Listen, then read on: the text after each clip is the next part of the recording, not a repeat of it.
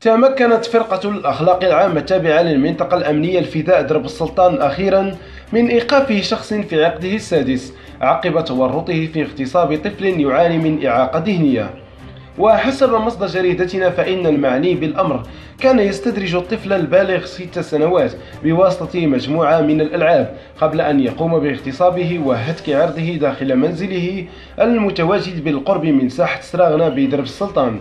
وأوضح المصدر ذاته بأن أسرة الضحية توصلت بمعلومات تفيد بأن فلذة كبدها يتعرض للاغتصاب على يد البيدوفيل المذكور لتتقدم بشكاية قامت على إثرها فرقة الأخلاق العامة بمداهمة منزله، حيث تم العثور على العديد من الأشياء التي تدينه، ومن بينها آثار المني الناتج عن ممارسته لشذوذه الجنسي على الطفل المسكين.